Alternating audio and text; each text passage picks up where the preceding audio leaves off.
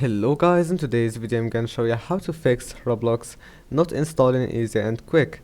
The first thing you have to do is to try to download it again. So just go to Roblox website and download it again.